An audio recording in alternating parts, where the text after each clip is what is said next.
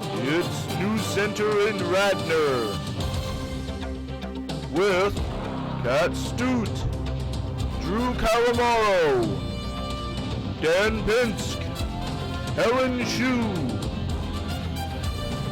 Charlie Harper,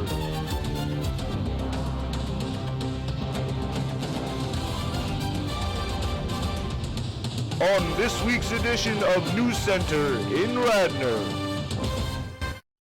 Hello, and welcome to NEWSCENTER for the week of March 22nd. I'm Drew Calamaro. And I'm Sarah Glancy. Topping our Radnor beat this week, come meet author and Radnor resident Ann Enon. Ann Enon will give a free lecture on parenting at Radnor Middle School on Thursday, April 8th at 7 p.m.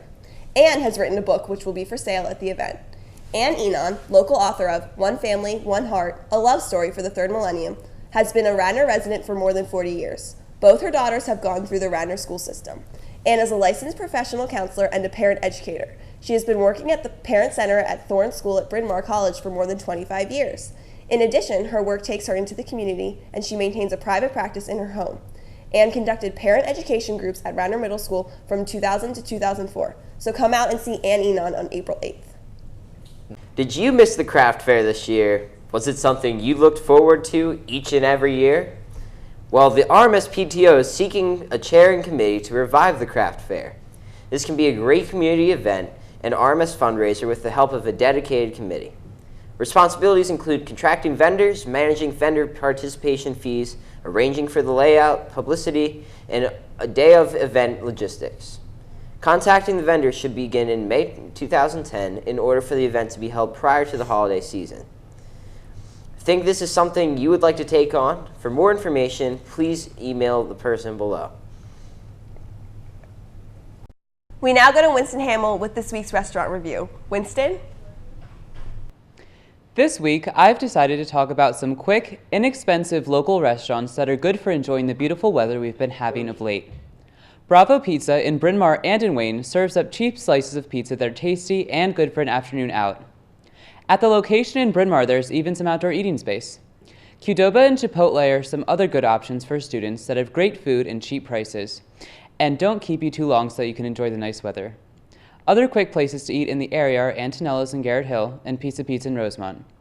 All of these restaurants have great prices and great food and are wonderful options for local students wanting a fun time out in the nice weather. Back to you. Thanks, Winston. Production of the 2010 to 2011 RMS PTO directory is beginning. All RMS families must complete a new directory form in order to be listed in the directory. Information from this year's directory will not transfer to next year, so please be sure to fill out and complete a new form. You must complete a form in order to be included in the directory. If you have any questions, contact Lisa Borowski at the address listed on your screen.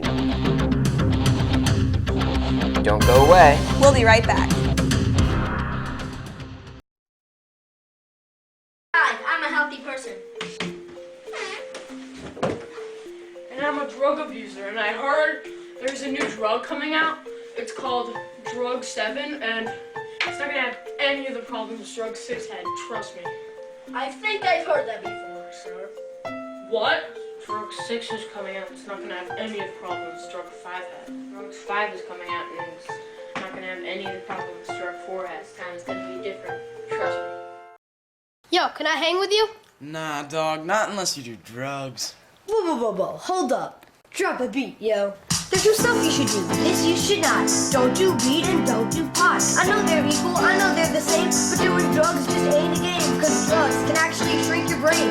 Weed, pot, LSD, and cocaine. How can drugs are hot? Things that you tested. Or worst case scenario, you get arrested. Don't label me. We can all be drug free.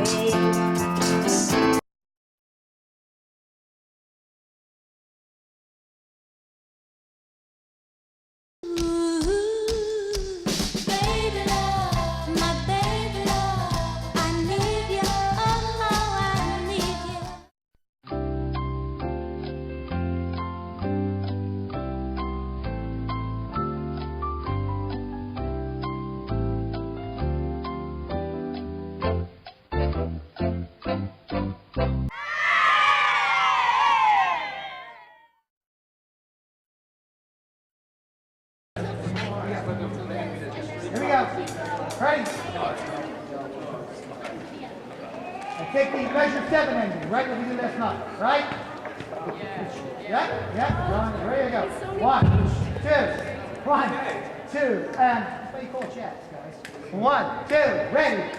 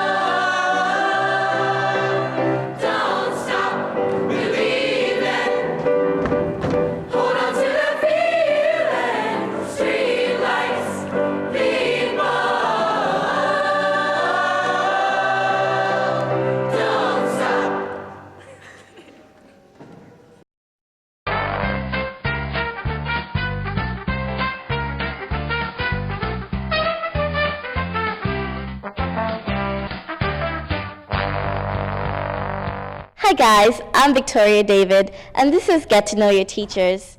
Today, I'm interviewing none other than Mr. Rosen. Thank you for coming, Mr. Rosen. It's my pleasure, Victoria. Can we start off with telling us a little bit about yourself? Like, where were you born and where did you grow up? Sure. I was born in Hartford, Connecticut, and I grew up in West Hartford, which is a town that's very much like Radnor Township in a lot of ways. I left Hartford in 1985 after I graduated from college, and I never really went back. I went to college at Harvard, and I got my undergraduate degree there. I went to work for a software company, and I went back for my graduate work at the Harvard School of Education, and I've been a teacher most of the year since then. Wow. Thank you. That's what I was going to ask you. What's your educational background? Like, yeah. You answered it. It's good. Can you tell us one thing about you that no one else knows? Well, I talk about everything a lot, and so there's not that many things that no one else knows. There are, like I know I've told my classes different stories. I used to be a crossword puzzle editor, and I got chewed out by one of the most famous mathematicians in the world for not taking any math courses when I was in college. The guy who invented fractals, he yelled at me. And one thing that I think fewer people know about, I'm probably the only member of the faculty to have actually sent a congressman to the hospital. I have a friend who is, he's now in his 5th term as the congressman from Salt Lake City, Utah. And I collided with him at his brother's wedding. We were playing football, it was actually after the wedding. And I collided with him and gave him a bloody face, and he had to go to the hospital, and I apologized to him. So Jim, if you're watching now, I'm sorry again. Wow. Thank you. That's something I didn't know about you. There you go. Why did you choose to become a teacher?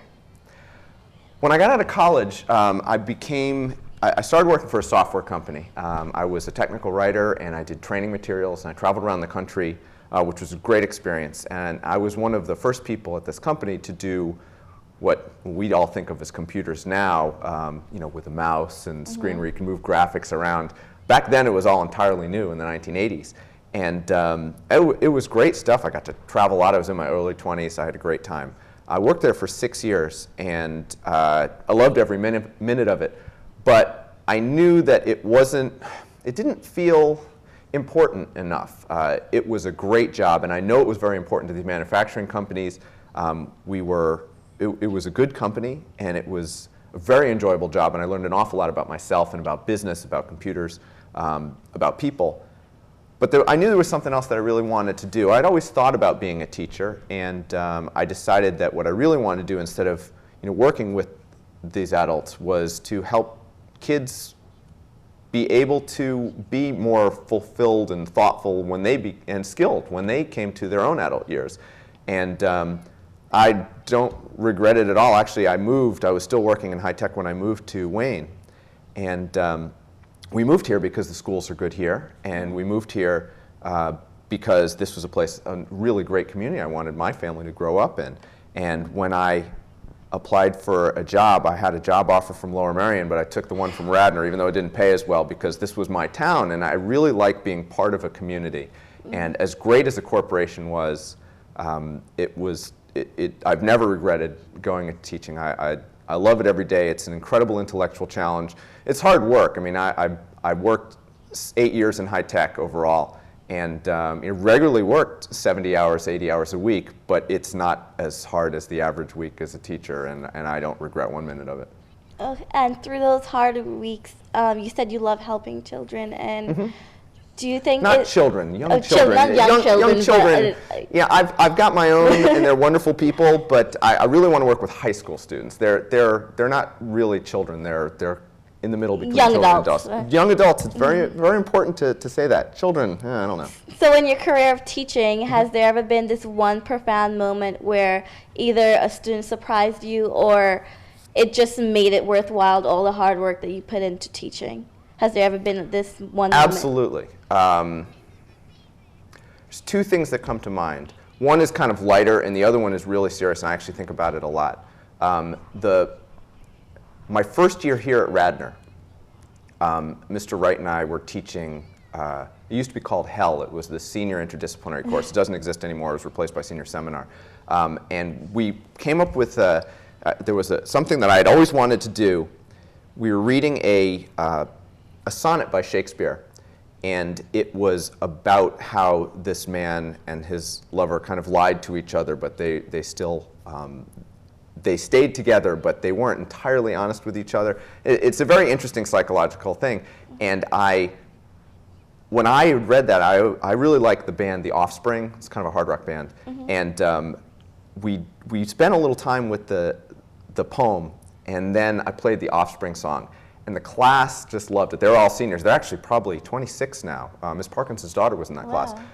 And I remember at the end of that class, the class applauded. They were really happy to have made this connection. And I was thinking, this is great. That was really wonderful. But the serious one that I think about all the time is my first year up in Massachusetts, when I was teaching up in Massachusetts, my first year. It was a community that was kind of half a very Radnor type community and half a much lower income community.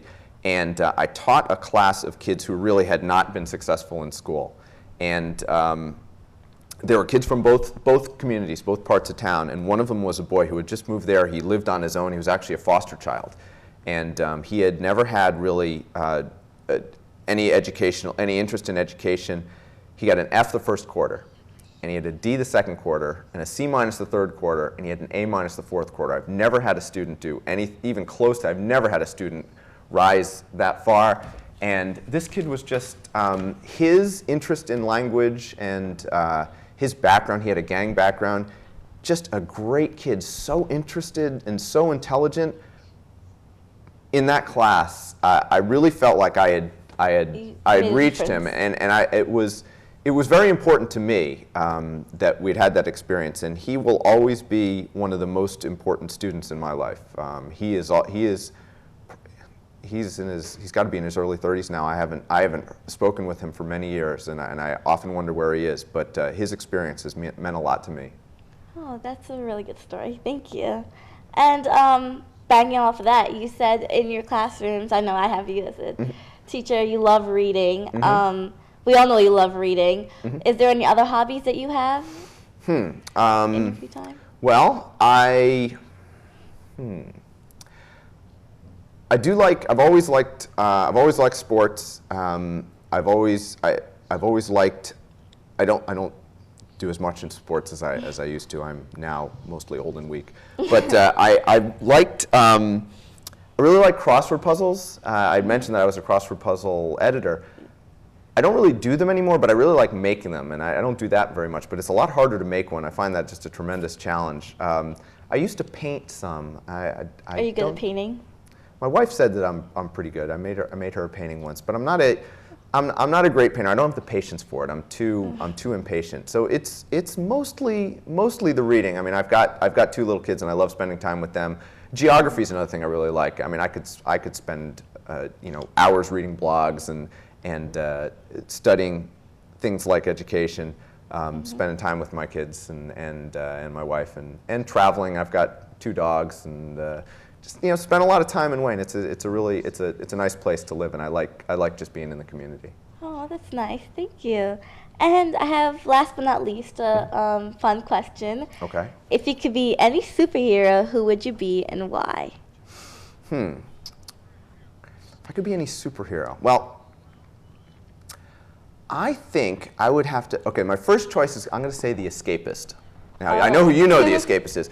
The Escapist is a character in Michael Chabon's novel, The Amazing Adventures of Cavalier Clay, and I would love to be in a really great book, for one thing. But I tend to like the superheroes who are more like the Batman types, who are real people who do extraordinary things, as opposed to the ones who are your Superman, alien powers, and things like that. That said, I always kind of wish I could be Plastic Man and lie on the couch and kind of reach into the other room and get something out of the fridge without getting up, because that would be really cool. I would like that power. That's pretty much it.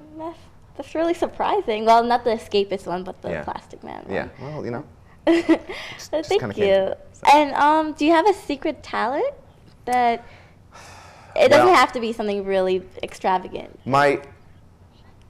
My family says that I make good breakfast. So if you come to eat at my house, you want to come for breakfast. It's I make waffles and matzo brai. Is that your specialty? Those are my specialties. Pretty much the only other thing I make is kebabs. I really like grilling kebabs, but it's not really something I could do here in the studio. I used to be able to wiggle my ears, but it was mostly I make the glasses move, and people could watch that, but it's not very exciting. Oh, it's okay. Well, thank you so much for coming. I know you're very busy. Thank you, Mr. Rosen. It's great to talk to you. Thank you. Welcome back to NEWSCENTER. Come out for the first annual Smart Run 5K on the morning of April 25th. You can run, you can sponsor, you can volunteer, or you can do all 3. It is important to participate in this event so RES can be supplied with smartboards. We hope to purchase additional smartboards for our school with the profits from this event. To register early as a participant and guarantee a race t-shirt, please visit the RTSD website. We now go to Dan Pence with this week's music review. Dan? Thanks, guys. This week, I'm talking about the musical brainchild of Nick Fenmore and Dick Fink called Super Mash Bros. Now, I'm really not one of the whole guys who likes the idea of remixing other people's work and calling it your own, but in this case, this mashup team hits that sweet spot of nostalgia and spectacle that just tickles the pop culture junkie inside of me. For those of you unfamiliar with the whole idea of mashups, it's more or less just what it sounds like. You take a few songs and sort of chop them up, and then you mash them together. If you still don't get it, I'll give you an example off of Super Mash Bros. Album, All About the Skrillions. Picture listening to David Bowie's Let's Dance, and just after the backup vocals sing the titular lyric, Kanye West starts rapping over the music. If you're some type of music purist, you probably just cringed right there. But for pretty much everyone else, I guarantee you at least started smiling to yourself, wondering what that sounds like. If you're in the latter category, I've got some great news for you, because they have 2 full-length albums free to download on their website, www.laserwolf.com. That's all I've got for you this week. I'm Dan Pinsk. I have musical taste, and now so do you. Thanks, Dan. Last call for Radnor Publishing. Don't let your child miss out on a publishing story this year. RES Publishing is making their last call and are now accepting stories from all grades. Stories must be submitted by April 9th so that they can get your child his or her very own published book by the end of the school year. Contact Cheryl Shee or Barb Sheehan with any questions. In collaboration with Riverbend Environmental Educational Center, RES is hosting Nature in Our Neighborhood, open to students in grades 1 through 3rd for 6 Mondays from 3:30 to 4:30 p.m. starting April 19th. Explore the ground of our school learning about ecosystems, trees, plants, and food chains. It is limited to the first 15 registered students. If you have any questions, please contact Betsy Robinson at the address listed on your screen. Spring Spruce Up. Join us on Earth Day, April 22nd, to spruce up the bird area created by Ithan Elementary students last November. They need your help sprucing up the bird habitat area created by our IES students and teachers in cooperation with Radnor Green, Radnor Conservancy, and Audubon last November. Bring your garden gloves, rakes, and gardening spirit. If you have any questions, contact Catherine Edders at the address listed on your screen. Hey ladies, please come out for the 3rd annual Girls Night Out at the Willows on Thursday, April 8th from 4 to 9 p.m. Enjoy complimentary beverages and light fare while shopping at special booths set up by over 20 local boutiques. As a special feature, this year, there will be a silent auction for accent chairs hand-painted by local artists. There will also be great vendors participating, including Patricia Adams Gifts, Brooklyn Bags, Polka Dots, Lily Pulitzer, and Fresh Air, to name just a few. All this fun, and you are helping a good cause. Tickets are $25 in advance and $35 at the door, with proceeds benefiting the Radnor High School Scholarship Fund. This fund was founded in 1966 to provide financial aid to deserving graduates of Radnor High School for their post-high school education. So buy a ticket today. If you cannot attend and still want to support this good cause, you may add your name to the list of Scholarship Fund patrons, $50 silver, $75 gold, or $100 platinum. You can find out more information and buy your tickets online at the address listed on your screen. That about wraps up for this weekend's edition of News Center in Radnor. I'm Drew Calamaro. And I'm Sarah Glancy. For Dan, Winston, and all of us here at News Center, have a great spring break. See you next time.